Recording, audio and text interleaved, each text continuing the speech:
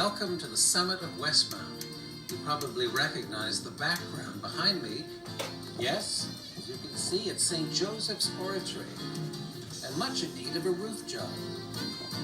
Well, now it's sunny. Beautiful day here on Upper Westmount, but a few months ago it was hell. Freezing rain, broken trees, and God, what a mess. We woke up to the most unbelievable scene.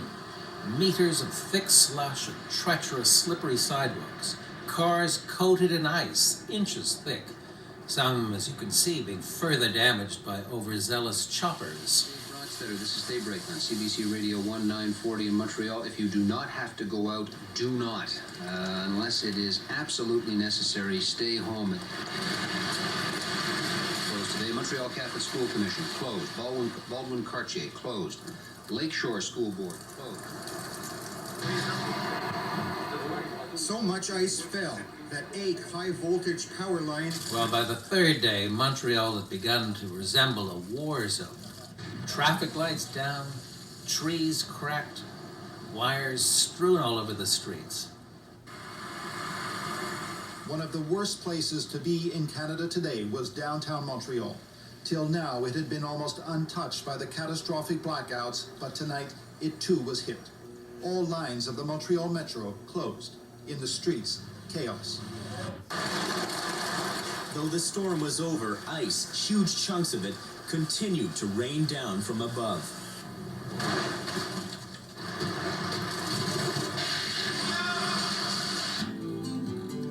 But now it's balmy spring in Montreal and a perfect day for a drive. Why, here we are in the corner of Severn and Mount Pleasant. But wait, is this 1998 or 1962?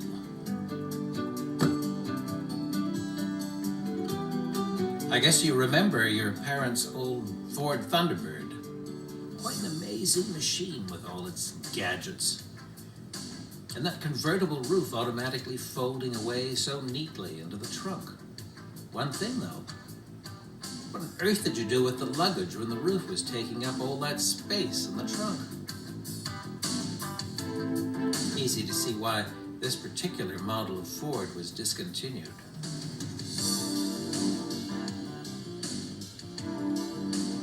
Ah, les Américains. In those days, they didn't plan their vehicles very well. Certainly not like the Brits. They knew what they were doing when it came to the development of a first-class automobile.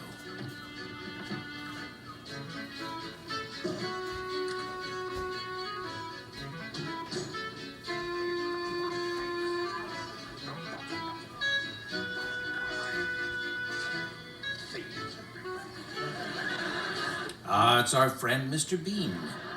Hilarious, offbeat. And as you've observed Ian many times, he probably could have been played much better by Carruthers. In fact, I decided to track down Carruthers at his secret headquarters, cleverly camouflaged as a St. Henry paper factory. Well, here I am in front of St. Armand Papeterie St. Armand, where I know David Carruthers is often found. And I'm just going to go down the stairs and see if I can get an interview with him.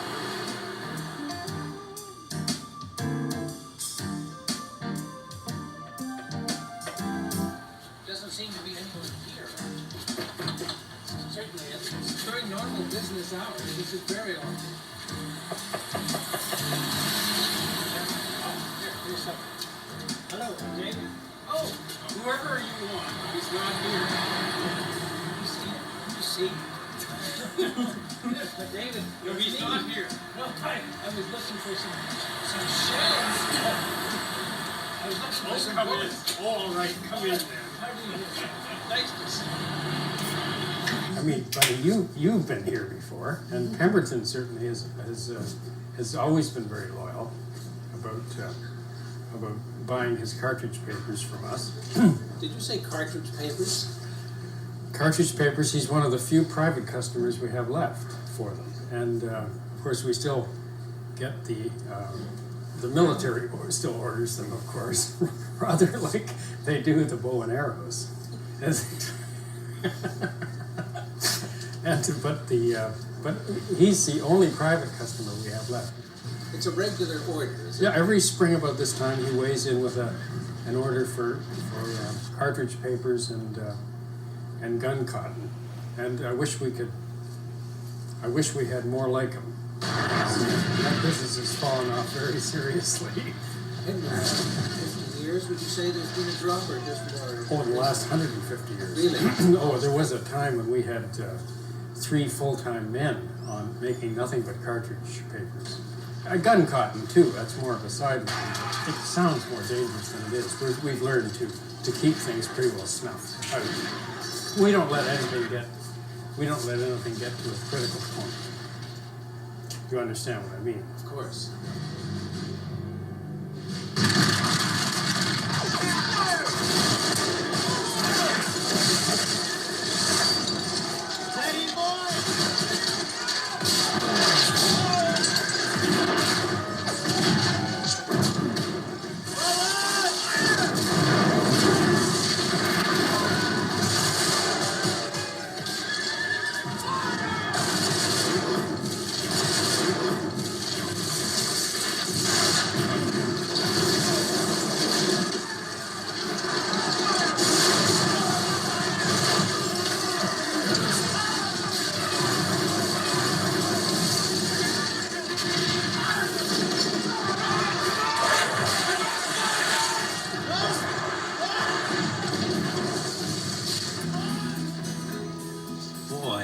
Battle scenes we staged in those days, Ian.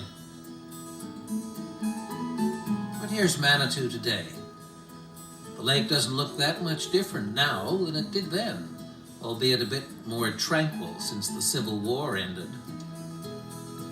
I took these shots one morning a few years ago. Quite familiar shoreline, I'm sure, to one who has paddled by so often. Or for that matter, sailed by. Yes, long before the lasers that took over sailing at Manitou, there were real sailboats with wooden hulls. No nonsense sailboats, and when they capsized in heavy wind, as they often did, had to be towed home by a power launch with a crane. Real sailing craft that had to be scraped down and painted every year. Yes, boats that leaked constantly. No sissy fiberglass sailing then, boy.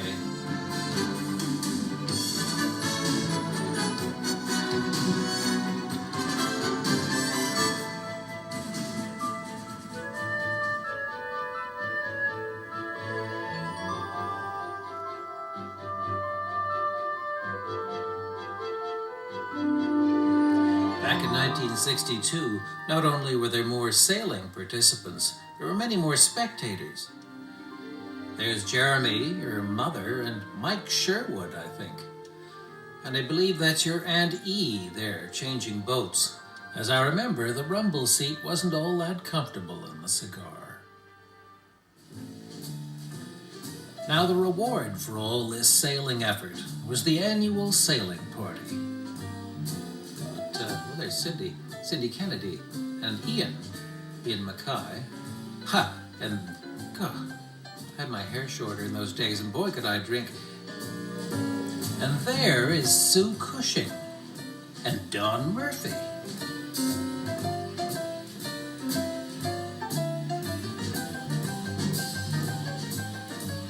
And a very young-looking Malcolm McDougall. Here's Drina McDougall, Marjorie Henwood, and Tony Dobell.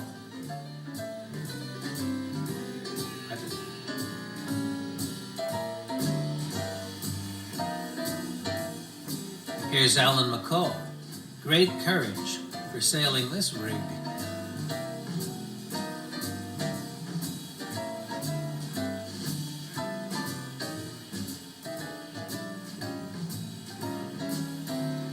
And Bushel Johnson, I guess, at the time.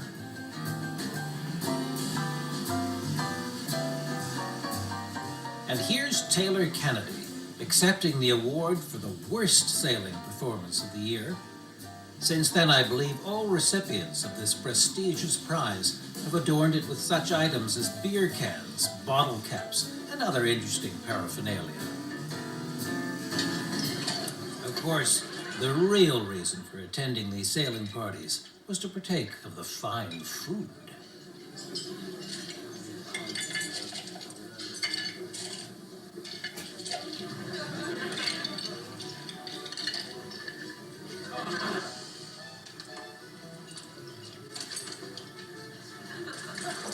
My God, this could be the Rude Cafe.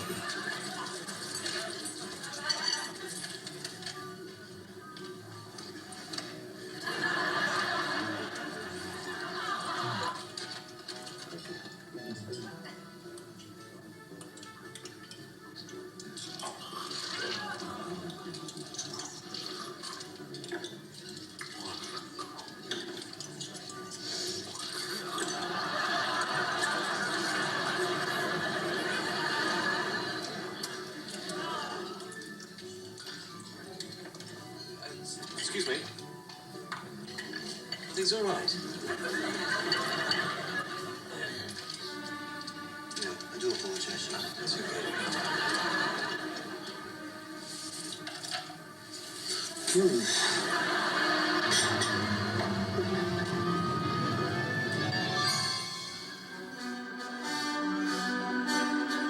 What better way to shake down all that lunch but a ride in many wasps?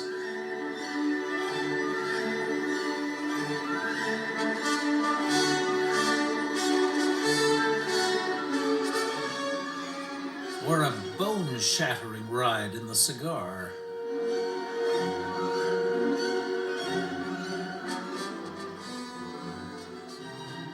And another diversion might be a game of max spinning golf at Red Sails.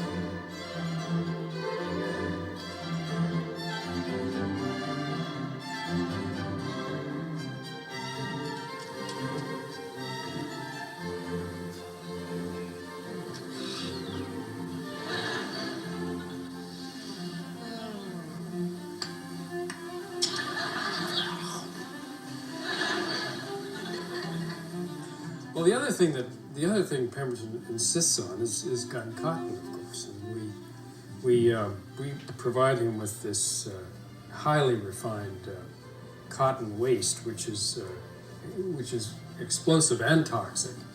And I believe what he does is molds it into little galettes or patties, to blow up things.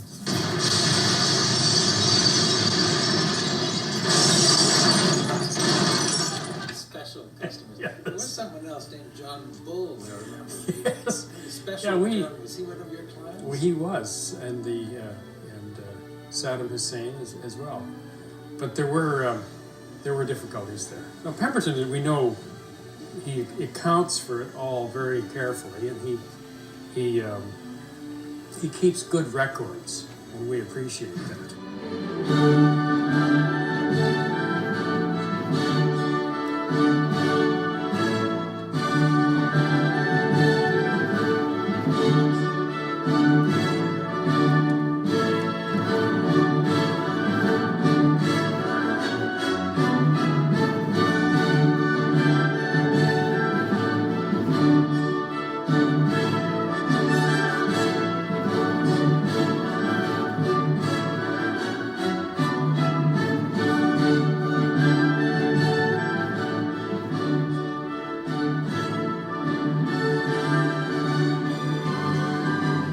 After that explosive ending, it remains only to say Happy Easter to you and Ann, and hope we'll see you in the summertime and have some good barbecues. Besides that charming white bathing cap that this woman in the red canoe is wearing, the Hurry Scurry doesn't look too different today. I had a great time looking at all these old movies of my dad and you and Jeremy, and I can't wait to go back to Manitou this summer and see you on the tennis court. Hi, Ian and Ann. Since we can't visit you en masse, we figured that this would be the best way that you could see our cheery faces. Who would you rather have in your lap, Sammy or Mr. Bean? And it's countdown time till summer, and we're all going to be together. And we really look forward to seeing you.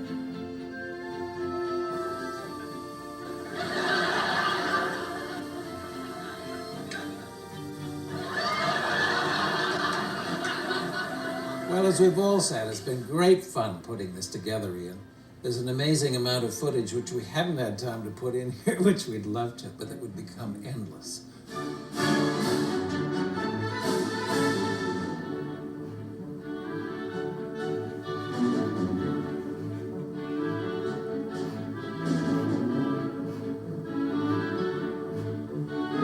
We'll see you this summer.